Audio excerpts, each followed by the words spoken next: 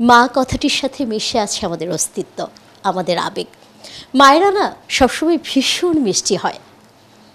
মা কথাটি উচ্চারণ করলেই না সমস্ত প্রশান্তি চলে আসে। দর্শক, আজ আমরা এমন একজন মানুষের সাথে কথা বলবো যে আসলে ভীষণ মিষ্টি, ব্যক্তিজীবনে মা, পর্দার মা এবং আমাদের সকলের পছন্দের অভিনেত্রী এবং ভীষণ দক্ষ মিলি বাসার। কেমন আছেন? ভালো আছি। এই যে মায়ের সাথে যে মমত্বটা মিশে আছে এবং সন্তানদের যেভাবে বড় করেছেন, পর্দায়ও ঠিক সন্তানের জন্য একই ধরনের আবেগ, ইমোশন আগলে রাখা সব মিলেমিশে একাকার হয়ে যায় না? হ্যাঁ, মা বললেই এরকম একটা ছবি চলে আসে আমাদের। তবে যে গল্পগুলো আমরা করছি, অভিনয় করছি, সেই গল্পের মা যেরকম, সেই মাটার চরিত্রটা যেরকম, কখনো সেটা খুব রাগী মা হয়, কখনো সেই মাটা খুব মায়াবী মা হয়, কখনো সেই মাটা বিভিন্ন ধরনের ক্যারেক্টারের মিশেল হয়। সেইভাবে আমাদেরকে অভিনয় করতে হয় সেই গল্পের মায়ের চরিত্রে। সো আমার যে মা, আমি যে এই ধরনের মা, সেই মাটাই যে সব সময় আমি করতে পারি তা না। কখনো আমাকে ওই ক্যারেক্টারের চরিত্র অনুযায়ী অভিনয় করতে হয়, সেটাই হচ্ছে গল্প। সব থেকে আমাদের চোখে ভালো লাগার বিষয়, দর্শকদের চোখের ভালো লাগার বিষয়, আপনারা স্বামী স্ত্রী দুজনেই দারুণ অভিনয় করেন, বাবা মায়ের চরিত্র অভিনয় করেন এবং একই সেটে দেখা যায়। কাজের মিশেলটা কেমন হয়? না, ঠিক সব সময় আমরা একই সাথে কাজ করছি তা নয়।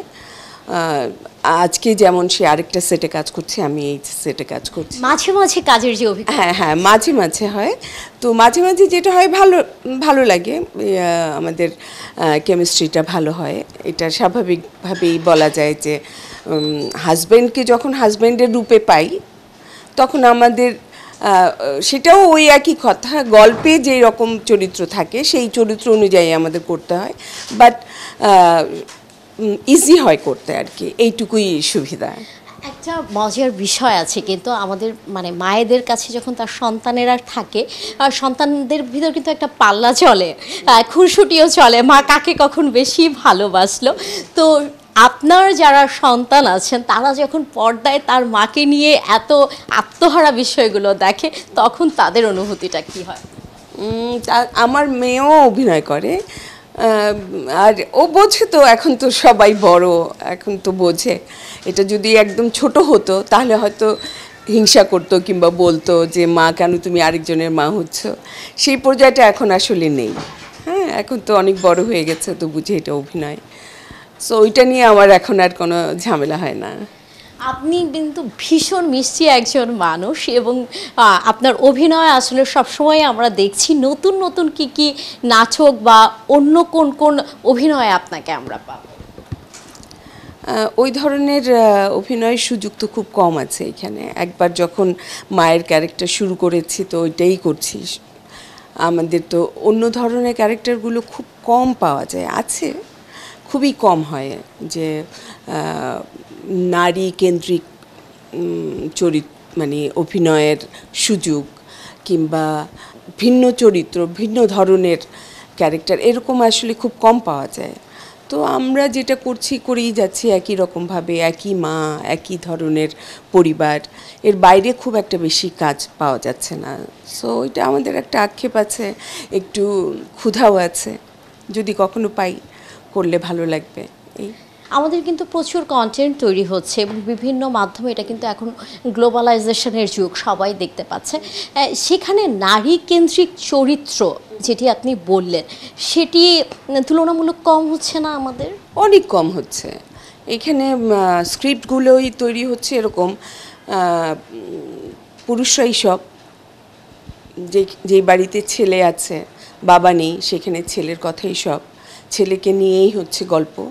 আবার যদি বাবা থাকে, বাবা এবং মা থাকে, বাবার ক্যারেক্টারটাই বেশি স্ট্রং থাকে, মা শুধু পিছনে হ্যাঁ এবং না। খুব কম ফ্যামিলি আছে, এবং আমার যেটা মনে হয় যেই ফ্যামিলিতে মাকে দেখাচ্ছেও, হ্যাঁ, একটু হ্যাঁ বোল্ড ক্যারেক্টার দেখাচ্ছে, সেটা কখনো কখনো এবং না, এবং বেশিরভাগ ক্ষেত্রেই দেখাচ্ছে সেই মহিলা খুব দরজাল বা ভিলেন, হ্যাঁ ভিলেন টাইপের ক্যারেক্টার। কিন্তু মা আমাদের দেশে প্রচুর এরকম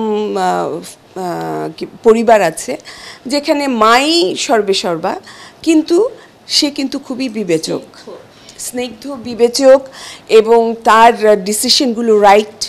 এবং আমার মানে যেটুকু দেখা হয় যে আমাদের সামাজিক বাস্তবতায় কিন্তু মায়েদের স্ট্রাগলটা অনেক বেশি থাকে, বিশেষ করে এখন যারা কর্মজীবী মা, আমাদের বাবাদের কিন্তু বাড়িতে এসে কাজ করতে হচ্ছে না, কিন্তু মায়ের ওই সন্তানকেও দেখতে হচ্ছে, চিন্তাও ধারণ করতে হচ্ছে, অর্থ উপার্জন করছে, আবার চায়ের কাপটাও কিন্তু তিনিই সন্ধ্যায় নিয়ে আসছেন। সেটাই তো এটা বলছি যে মা যদি কোনো একটা স্ট্রং ক্যারেক্টার পায়, সেখানে ম্যাক্সিমাম সময় দেখায় যে মাটা হচ্ছে নেগেটিভ। এবং এখন কিন্তু আমাদের অনেক নারী আছেন যারা একেবারে সিঙ্গেল মাদার হিসেবে তাদের সন্তানকে বড় করছে। হ্যাঁ, এরকম আছে, প্রচুর আছে, কিন্তু তাদের নিয়ে গল্প খুব কম হয়। হ্যাঁ, হুমায়ুন আজাদের কিন্তু একটা কবিতা আছে আন্টি, যে আমাদের মা ধীরে ধীরে ছোট হয়ে যাচ্ছে। হ্যাঁ, হয়ে গেছি অলরেডি। হ্যাঁ, এর থেকে কবে উত্তরণ হবে আমি বলতে পারছি না। আমাদের মন মানসিকতা কবে উপরে উঠবে, কিংবা আমরা এই ধরনের নাটক নিয়ে ভাববো, সেটা আমি জানি না। আমাদের দর্শকদের জন্য এবং আপনার যারা ভক্ত আছেন তাদেরকে আপনি কি বলবেন? মানে ভক্তদের জন্যই আসলে আমরা এত দূর আগাতে পারি, কিংবা আমরা কাজ করতে পারি। আর সবাই আমাদের বাংলা নাটক দেখবেন। আমি বারবার একই কথা বলি যে আমাদেরকে জাজ করবেন, আমাদেরকে আপনারা ভালো বললে আমরা খুশি হব। আমাদের গল্পগুলো দেখবেন, সেটা নিয়ে সমালোচনা করবেন। ভালো গল্পের ভালো সমালোচনা করবেন, খারাপ গল্পের খারাপ সমালোচনা করবেন।